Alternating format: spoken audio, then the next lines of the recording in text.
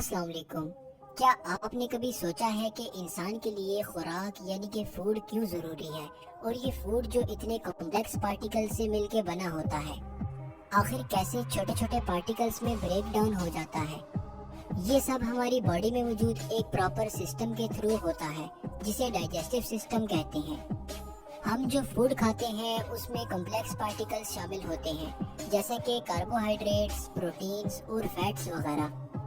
Digestive system में मौजूद organs in complex particles को सिंपल पार्टिकल्स में ब्रेक डाउन करते हैं ताकि हमारी बॉडी उस फूड से एनर्जी हासिल कर सके।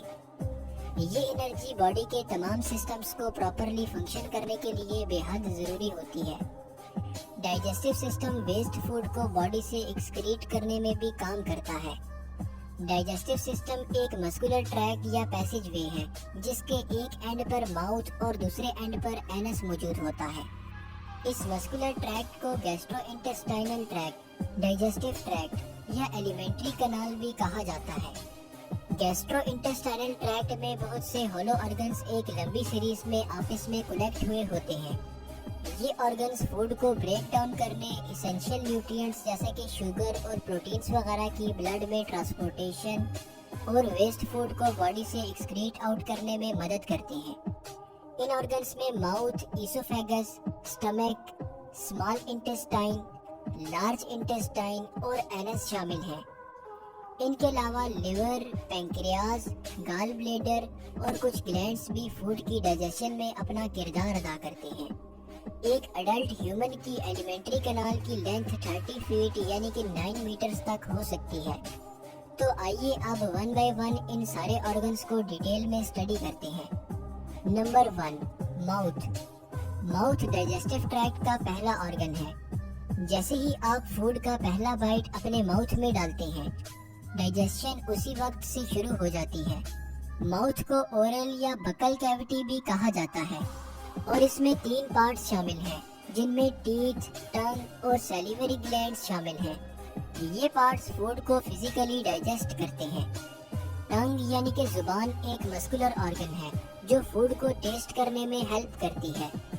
इसके अलावा जुबान फूड को रोल करने और निगलने में भी मदद करती है, जबकि टीथ फूड की ग्राइंडिंग और क्रशिंग करके फूड को छोटे छोटे पीसेस में कन्वर्ट कर देते हैं ताकि फूड आसानी से डाइजेस्ट हो सके। इस प्रोसेस को मैस्टिकेशन कहते हैं। माउथ में मौजूद तीसरा अहम पार्ट सैलिवरी ग्लैंड्स है जो पेयर की फॉर्म में हमारे ईयर्स के फ्रंट पे जुबान के नीचे और लोअर जा के करीब मौजूद होते हैं।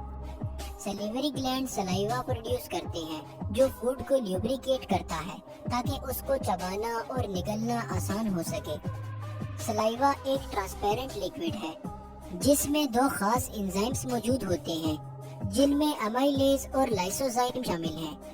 अमाइलेज जिसे टाइलिन भी कहा जाता है, ये एंजाइम फूड में मौजूद कार्बोहाइड्रेट्स की डाइजेशन का काम करता है, जबकि लाइसोजाइम एंजाइम्स फूड में मौजूद बैक्टीरिया और फंजाई को किल करते हैं, जिससे माइक्रो ऑर्गेनिजम्स हमारे माउथ में ग्रो नहीं कर सकते और हम बहुत सी बीमारियों से बच जाते हैं।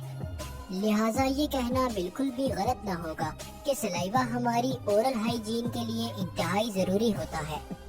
एक नॉर्मल हेल्दी पर्सन में 24 घंटों में तकरीबन 1 से 1.5 लीटर तक सलाइवा प्रोड्यूस होता है। माउथ में फूड की पार्शियल डाइजेशन होती है और पार्शियली डाइजेस्टेड फूड को बोलस कहते हैं। Number 2, pharynx. बोलस हमारे माउथ से पास होकर हमारे डाइजेस्टिव सिस्टम के सेकंड ऑर्गन यानी कि फेरिंक्स में इंटर हो जाता है। फेरिंक्स को थ्रोट भी कहा जाता है और ये माउथ और इसोफेगस को आपस में कनेक्ट करने वाला एक पैसेज है। ये एक ऐसा पैसेज है जिससे फूड और एयर दोनों गुजरते हैं। Number 3, oesophagus. Partially digested food यानी कि बोलस फेरिंक्स से पास होकर इसोफेगस में इंटर हो जाता है। इसोफेगस को फूड पाइप भी कहा जाता है और ये 25 सेंटीमीटर लंबा और 1.5 से 2 सेंटीमीटर तक चौड़ा एक मस्कुलर पैसेज है जिसके एक एंड पर फेरिंक्स और दूसरे एंड पर स्टमक कनेक्ट हुआ होता है। ह्यूमन बॉडी में फूड पाइप के साथ ही विंड पाइप भी मौजूद होता है। जब हम सांस लेते हैं तो एयर हमारे माउथ से होकर विंड पाइप से गुजरकर लंग्स में चली जाती है। इसके बरक्स फूड को विंड पाइप में जाने से रोकने के लिए विंड पाइप की ओपनिंग पर एक कवर मौजूद होता है जिसे एपिग्लोटिस कहते हैं। फूड स्वेलो करने के दौरान ये एपिग्लोटिस विंड पाइप को कवर करता है और टंग बोलस को पुश करके फूड पाइप में इंटर कर देती है। ये फूड इसोफेगस में मस्कुलर कॉन्ट्रैक्शंस के थ्रू स्टमक तक पहुंच जाता है। इन मस्कुलर कॉन्ट्रैक्शंस को पेरिस्टालिसिस कहा जाता है। इसोफेगस के एंड पर एक मस्कुलर वाल्व प्रेजेंट होता है जिसे स्फिंक्टर कहते हैं। पार्शियली डाइजेस्टेड फूड जब स्टमक के अंदर कम्प्लीटली इंटर हो जाता है तो ये वाल्व बंद हो जाता है और लिक्विड्स और सॉलिड फूड को वापस मुंह की तरफ आने से रोकता है। अगर यही मस्कुलर कॉन्ट्रैक्शंस रिवर्स में शुरू हो जाए तो उसे एंटी पेरिस्टालिसिस कहते हैं। इसकी वजह से वॉमिटिंग शुरू हो जाती है। Number 4, stomach. स्टमक एक sac like J shaped muscular organ है जो डायफ्राम के नीचे और एब्डोमेन में अपर लेफ्ट साइड पे प्रेजेंट होता है। स्टमक के नीचे लीफ शेप्ड ग्लैंड प्रेजेंट होता है जिसे पैंक्रियास का नाम दिया गया है। स्टमक के सामने लिवर प्रेजेंट होता है। लिवर के नीचे और एब्डोमेन में राइट साइड पर एक पेयर शेप्ड ऑर्गन प्रेजेंट होता है जिसे गॉल ब्लैडर कहते हैं। स्टमक पार्शियली डाइजेस्टेड फूड यानी कि बुलस को टेम्परेरीली होल्ड करता है और उसकी कंप्लीट ब्रेक डाउन करता है ताकि ये फूड ब्लड में इजीली ट्रांसपोर्ट हो सके और इससे एनर्जी जनरेट हो। इसोफेगस और स्टमक की इनर वॉल्स पर एक थिन मेम्ब्रेन मौजूद होती है जिसे म्यूकस मेम्ब्रेन कहते हैं। स्टमक में इस मेम्ब्रेन का नाम गैस्ट्रिक म्यूकोसा होता है और इसमें present epithelial cells gastric mucus secrete करते हैं। ये गैस्ट्रिक म्यूकस न सिर्फ फूड की ल्यूब्रिकेशन और ब्रेक डाउन में हेल्पफुल होता है बल्कि इसके साथ साथ स्टमक की इनर लाइनिंग्स को एसिड से प्रोटेक्ट करने का काम भी करता है। गैस्ट्रिक म्यूकोसा के एपिथेलियल सेल्स म्यूकस सिक्रीशन के अलावा मुख्तलिफ गैस्ट्रिक जूसेस भी रिलीज करते हैं। ये गैस्ट्रिक जूसेस फूड में मौजूद कार्बोहाइड्रेट्स और प्रोटीन्स की डाइजेशन में अहम रोल अदा करते हैं। एक दिन में तकरीबन 1.2 से 1.5 लीटर तक गैस्ट्रिक जूसेस रिलीज होते हैं।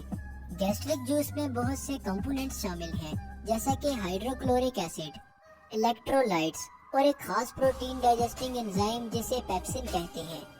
हाइड्रोक्लोरिक एसिड की वजह से गैस्ट्रिक जूस की पीएच हाईली एसिडिक होती है। इन गैस्ट्रिक जूसेस की मदद से और स्टमक की चर्निंग एक्शन की वजह से बोलस एक येलो थिक क्रीमी लिक्विड में कन्वर्ट हो जाता है जिसे काइम कहते हैं। स्टमक बहुत से सब्सटेंसेस एब्जॉर्ब कर लेता है जैसा कि ग्लूकोज, सिंपल शुगर्स और अमीनो एसिड्स वगैरह। इसोफेगस के एंड की तरह स्टमक के एंड पर भी एक मस्कुलर वाल्व मौजूद होता है जिसे पाइलोरस कहते हैं। इस वाल्व के ओपन होने से काइम स्मॉल इंटेस्टाइन में इंटर हो जाता है। जैसे ही स्टमक एम्प्टी होता है तो पाइलोरस वाल्व बंद हो जाता है ताकि फूड रिफ्लक्स यानी कि स्टमक में फूड की वापसी न हो सके। Number 5, small intestine. काइम की अगली मंजिल स्मॉल इंटेस्टाइन होती है। स्मॉल इंटेस्टाइन जिसे हम अपनी जुबान में छोटी आंत भी कहते हैं, ये हमारे एब्डोमेन में मौजूद 22 से 25 फीट लॉन्ग एक लूजली कोइल्ड मस्कुलर ट्यूब है जिसका डायमीटर तकरीबन 2 इंच तक होता है। स्मॉल इंटेस्टाइन के 3 पार्ट्स होते हैं जिनमें ड्यूडेनम, जिजुनम और इलियम शामिल है। स्मॉल इंटेस्टाइन पैंक्रियाटिक जूस और बाइल की मदद से काइम को फर्दर डाइजेस्ट करने में हेल्प करती है। पैंक्रियाटिक जूस पैंक्रियास से रिलीज होता है और इसमें ऐसे एंजाइम्स होते हैं जो काइम में मौजूद प्रोटीन्स, फैट्स और कार्बोहाइड्रेट्स की ब्रेक डाउन करते हैं, जबकि बाइल हमारे लिवर में प्रोड्यूस होता है और गॉल ब्लैडर में स्टोर होता रहता है। ये बाइल डाइजेशन के दौरान गॉल ब्लैडर से बाइल डक्ट के थ्रू स्मॉल इंटेस्टाइन में रिलीज होता है। बाइल काइम में मौजूद फैट्स की डाइजेशन में अहम किरदार अदा करता है। स्मॉल इंटेस्टाइन के पोर्शन ड्यूडेनम में काइम की मिक्सिंग और डाइजेशन होती है, जबकि जिजुनम और इलियम पार्ट से डाइजेस्टेड फूड ब्लड में एब्जॉर्ब होता है। स्मॉल इंटेस्टाइन की इंटरनल लाइनिंग में एक खास किस्म के स्ट्रक्चर्स प्रेजेंट होते हैं जिन्हें विलाई कहते हैं। अगर विलाई के इंटरनल स्ट्रक्चर को देखा जाए तो इसमें ब्लड वेसल्स का एक नेटवर्क मौजूद होता है। ये विलाई स्मॉल इंटेस्टाइन का सरफेस एरिया इंक्रीज करते हैं ताकि फूड ब्लड में मुकम्मल तौर पर एब्जॉर्ब हो सके। इस तरह स्मॉल इंटेस्टाइन में फूड की मुकम्मल डाइजेशन के बाद फूड का मैक्सिमम पोर्शन ब्लड में एब्जॉर्ब हो जाता है, जबकि फूड की डाइजेशन से प्रोड्यूस होने वाला वेस्ट स्मॉल इंटेस्टाइन से मूव करके लार्ज इंटेस्टाइन में पहुंच जाता है। Number 6, large intestine. Large intestine, जिसे हम अपनी जुबान में बड़ी आंत भी कहते हैं, ये 5 to 6 feet long muscular tube है। इसको लार्ज इंटेस्टाइन इसलिए कहा जाता है क्योंकि ये लेंथ में तो बेशक स्मॉल इंटेस्टाइन से छोटी होती है, लेकिन इसका डायमीटर यानी कि चौड़ाई स्मॉल इंटेस्टाइन से बड़ी होती है, जो कि तकरीबन 3 इंच तक होती है। स्मॉल इंटेस्टाइन की तरह लार्ज इंटेस्टाइन को भी 3 पार्ट्स में डिवाइड किया जाता है, जिनमें सीकम, कॉलन और रेक्टम शामिल हैं। सीकम लार्ज इंटेस्टाइन का फर्स्ट पार्ट है, जबकि कॉलन पार्ट सीकम को रेक्टम के साथ कनेक्ट करता है। स्मॉल इंटेस्टाइन से फूड वेस्ट ट्रैवल करके सीकम और फिर कॉलन में मूव कर जाता है। कॉलन में वेस्ट में मौजूद एक्सेसिव साल्ट्स और वाटर एब्जॉर्ब होकर ब्लड स्ट्रीम में इंटर हो जाते हैं, जिससे फूड वेस्ट सॉलिड फॉर्म में कन्वर्ट हो जाता है। इसके अलावा कॉलन में मौजूद बैक्टीरिया फूड वेस्ट को मजीद ब्रेक डाउन करते हैं, जिससे वेस्ट मुकम्मल डिग्रेड हो जाता है। इस स्टेज पे फूड वेस्ट को स्टूल या फीसिस का नाम दिया जाता है। कॉलन से आगे लार्ज इंटेस्टाइन का थर्ड पार्ट शुरू होता है, जिसे रेक्टम कहते हैं। कॉलन दिन में 1 से 2 बार स्टूल को रेक्टम की तरफ डिलीवर करता है। रेक्टम 8 इंच का एक चैम्बर है, जो कॉलन और एनस को आपस में कनेक्ट करता है। कॉलन से स्टूल रिसीव करना, उसे टेम्परेरीली स्टोर करना और इसे बॉडी से एक्सक्रीट करना रेक्टम के अहम फंक्शंस में शामिल है। Number 7, anus. डाइजेस्टिव ट्रैक्ट का लास्ट पार्ट एनस है। एनस 2 एनल स्फिंक्टर मसल्स पे मुश्तमिल होता है, जिनमें इंटरनल और एक्सटर्नल स्फिंक्टर मसल्स शामिल हैं। एनस के अपर पोर्शन की लाइनिंग में एक खास सेंसर मौजूद होते हैं, जो स्टूल कंटेंट को डिटेक्ट करके ब्रेन को सिग्नल सेंड करते हैं कि ये स्टूल सॉलिड, लिक्विड या गैस किस फॉर्म में है। जबकि एनल स्फिंक्टर मसल स्टूल की इवैक्यूएशन यानी कि बॉडी से एक्सक्रीशन को कंट्रोल करते हैं, क्योंकि ब्रेन से स्टूल रिलीज के सिग्नल्स रिसीव होने पर रेक्टम कॉन्ट्रैक्ट करता है और स्फिंक्टर मसल्स रिलैक्स करते हैं, जिससे वेस्ट आसानी से बॉडी से एक्सक्रीट हो जाता है। इसके बरक्स अगर ब्रेन से स्टूल रिलीज के सिग्नल्स रिसीव ना हो तो रेक्टम रिलैक्स जबकि स्फिंक्टर मसल्स कॉन्ट्रैक्ट रहते हैं। इस तरह स्टूल रेक्टम में ही स्टोर रहता है।